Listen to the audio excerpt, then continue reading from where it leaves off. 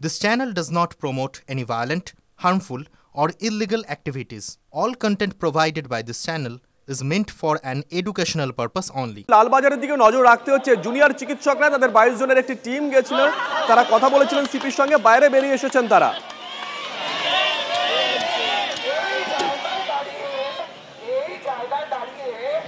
Fair and bright night and day cream ত্বক থাকবে bright সারাদিন, পলিউশন ফ্রি, ঠিক যেন রাতের ফোঁটা সাদা ফুল। সারাদিন হ্যাপি ব্রাইট স্কিন। আমরা ওনাদের বলি যে আত্মপক্ষ সমর্থনের অধিকার সবার আছে, আপনারও আছে, কলকাতা পুলিশেরও আছে। কিন্তু আমরা যারা আন্দোলনকারী জুনিয়র ডাক্তার তারা মনে করছি না যে কলকাতা পুলিশের ইনভেস্টিগেশন ভালো ছিল, সাধারণ মানুষও মনে করছে না।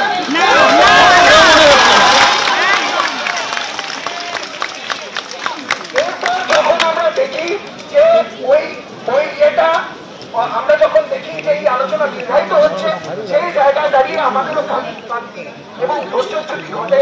কারণ যথারীতি 20 ঘন্টা ধরে রাস্তায় শুয়ে আছি, কার আর ভালো লাগবে ওখানে সেই জায়গায় গিয়ে আমরা ওনাদেরকে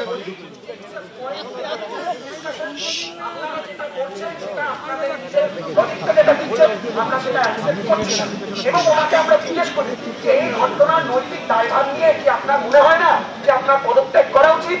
তাতে উনি বলেন যে ওনার কাজে পার্সোনালি উনি সন্তুষ্ট।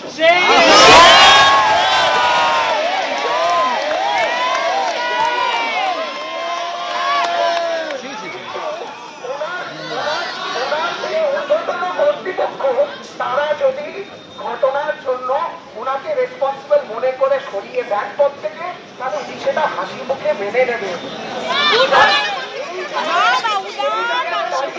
আমাদের মনে হয় যে যথেষ্ট আলোচনা হয়েছে, আমরা যে উদ্দেশ্যে এখানে এসেছিলাম সেই উদ্দেশ্য আমাদের সফল হয়েছে।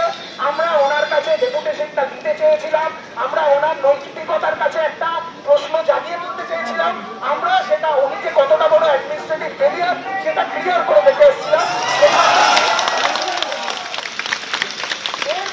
আমি বলবো আমাদের আন্দোলন কিন্তু 5টা দাবিতে, তার মধ্যে গতকাল আমরা একটা বড় জয় পেলাম, সেটা কিন্তু আমাদের 5টা দাবির সাথে মেলে না।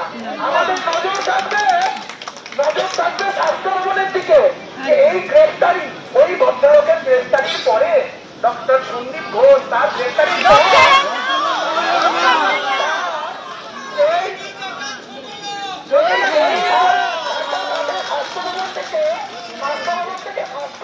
যেটা আমাদের দাবি সেটা হয় কিনা।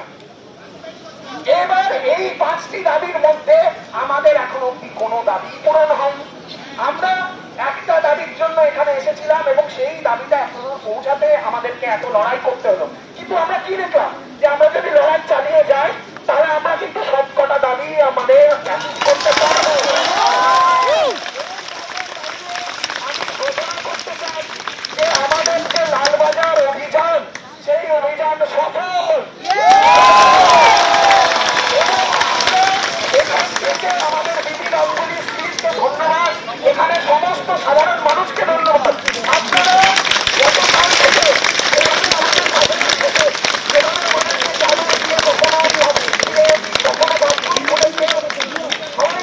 হেল্প করেছেন, সেটার জন্য কলকাতা এবং পশ্চিমবঙ্গ বিভিন্ন অঙ্গুলি স্ট্রিটকে মনে রাখবে।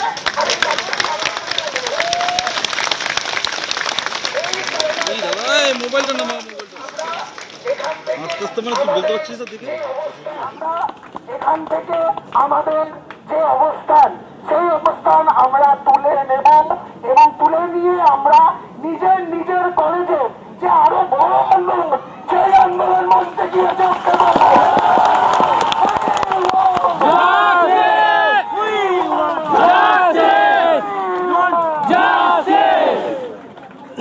দেখুন, একই সঙ্গে আমরা দুটো ভিন্ন ছবি দেখাচ্ছি। ফিয়ার্স লেনে সেখানে জুনিয়র চিকিৎসকরা প্রায় 24 ঘন্টা ধরে অবস্থানে বসেছিলেন। একটু আগেই তাদের তরফ থেকে একটি দল গেছিল, সিপির সঙ্গে তারা কথা বলেছেন। তারপর বেরিয়ে আসার পর তারা তাদের সহকর্মীদের উদ্দেশ্যে, সহযোদ্ধাদের উদ্দেশ্যে বার্তা দিলেন যে ভেতরে কি কি কথা হয়েছে। এর পাশাপাশি আমরা আরো একটা ছবি দেখাচ্ছিলাম, মানববন্ধনের ছবি। বাইপাসের একটা দীর্ঘ অংশ জুড়ে মানববন্ধনে শামিল হয়েছে নাগরিক সমাজ। এই মুহূর্তে একটা ছবি দেখাতেই হচ্ছে, আলিপুর কোর্ট থেকে বের করার পরই সন্দীপ ঘোষকে সপাটে চাটি। ছবিটা একবার দেখুন, আলিপুর কোর্ট থেকে বের করার পরেই সন্দীপ ঘোষকে সপাটে চাটি, ভিড় থেকে বেরিয়ে এসে ধৃত সন্দীপের মাথায় সপাটে চাটি। সন্দীপ ঘোষ সহ 4 জনকে আদালতে নিয়ে যাওয়ার সময় চোর চোর স্লোগানও শোনা গেছিল আমজনতার মুখ থেকে। একবার ছবিটা দেখুন, এই মুহূর্তে দেখাচ্ছি আমরা দুটো ছবি একসঙ্গে।